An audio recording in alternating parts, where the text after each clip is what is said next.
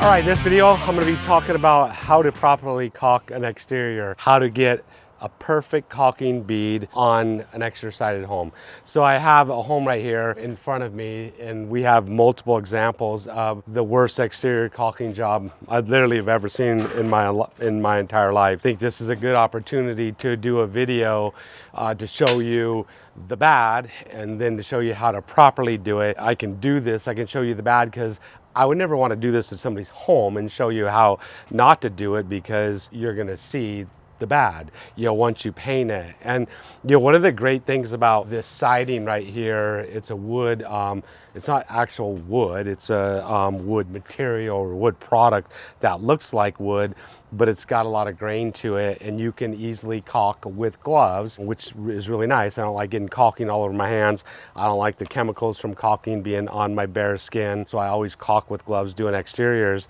And one of the beauties about that is I can put some caulking, right in the middle of that. I can move it around. It still looks like the grain itself. And when I paint over that, even though you see a big white spot, when you paint over it, you literally will not see it. It's literally impossible to see it if it's done right. Now, if you do it like this, right here, that was a little nail head, like a little pin right here. And there's a huge swipe of caulking right there, a gigantic mark of caulking, and the person just ran their finger over the whole thing and completely filled in the wood grain. That's literally, you can't get rid of that. That will show as a flat, shiny spot, a flat spot like right on the grain. It's kind of like going into a textured house. Say you got an orange peel textured house, and you got a nail hole in the wall, and you take a spackle knife, 1.5 inches, and you put a swipe of spackle right across the orange peel texture, and you don't wipe it off with a sponge and leave it just in the hole, you're gonna see a big flat spot on your wall. It's gonna look worse than the hole looked to begin with. That's gonna look worse than that actual little hole. That now shows up as a spot this big instead of a little tiny hole. I can try to fix this. I can put some caulking on there. Now I can move it up and down with the grain, and I can turn that into a grain look and attempt to fix that. How painstaking of a process is that going to be to attempt to work out all these?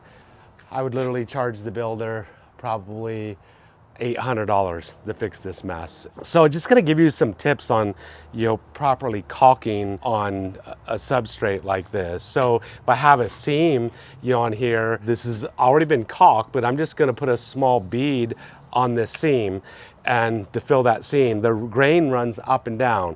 So I wanna take and wipe my bead of caulking up and down in an up and down motion with the grain, and I'm going to allow my finger to actually bump the caulking and actually create a grained effect to it. So if I had a nail head, say right in the middle, say right here, I'll fill that nail head right there, and I just want to fill the nail head. Now just fill it right there, move it up and down. I want to move the caulking up and down, not side to side. My grain doesn't go side to side. My grain goes up and down, and I want to leave some ridges in there to get it to match the grain. So people will see me caulk, and I'm a big believer in over caulking and not under caulking. So I caulk a lot. I'll put a lot of caulking on there, compared to probably most people you'll ever see caulk, because I take and hide it really well, with how I actually apply it. But I want it to fill what I want it to fill. I want it to bond to both sides of,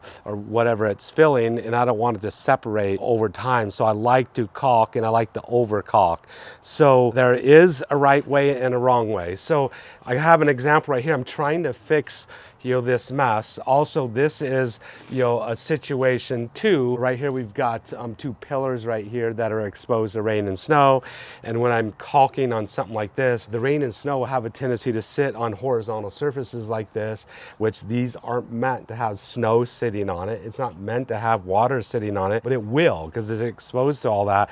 So when I'm caulking right here, I'm creating a large enough bead that the water will run off. It kind of creates a profile right there that will run off. But anytime I'm caulking, say even this bead right here, I'm trying to fix this bead. I'm gonna put a large enough bead of caulking in there. I'm gonna come down to these corners. I want these corners to be, extremely full right here. I'm gonna come down with my glove. I'm not gonna push very hard. because I don't want it to smooth out. I kind of want it to look like grain. I moved it out right here. You don't have a lot of time because the caulking starts to dry really fast in the sun. If I push it down, I'm filling it in just like that. If I have any excess, I'm gonna wipe this excess off someplace. I never don't ever wipe this on your clothes. It's one of the rules of the thumb. That's why my clothes look like they do, because I do not get rid of excess caulking on me. I'll find good places to put it, useful places to put it. Literally, if I didn't have any place to put it, I'll find like the back side of the soffit, or I'll find something. I can take this, get rid of it right here to try to fix this guy's problem right here, the guy that should not have a caulking gun in his hand. I'll try to help eliminate that. That's going to help eliminate that. If I have more, I'm going to get rid of it someplace. I can begin just wiping it on here. I don't want anything on my fingers. One of the keys to being able to caulk and caulk well is not to get this all built up on your gloves, because that's going to really mess up your caulking bead. Your fingers want to be clean. So I'll typically sometimes just find some place on the siding to clean my glove. I'm going to wipe my glove off. I want it to be clean. I want the sides of it to be clean, just like that. I've been caulking for a while out here, and you can see my gloves.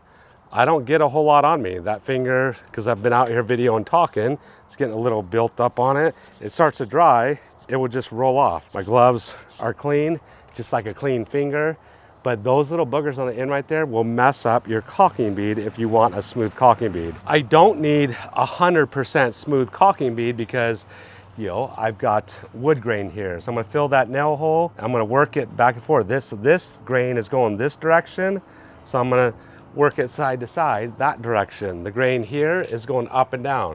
This is going up and down. So I'm gonna work it up and down, this side to side. I see this all over up here. We've got it, examples all over here. I've got examples where the guy smeared it with 3 fingers, 2 fingers, but we've got examples where up here you can see where the caulking was smeared sideways. That's going to show up. Work this up and down into the grain. That'll never show up right there. So that's how to properly caulk your siding. It doesn't matter whether it's white all over the place. The house is going to be painted. It's not going to, some people think that'll create like a shiner. Some people think that it will eventually show through the paint. Now, if you use, I've used some caulkings and some sealants in the past that had really bad problems with the plasticizers in the sealant rising to the surface of the paint and eventually creating a shiny spot in the paint. And it was a problem with the sealant itself.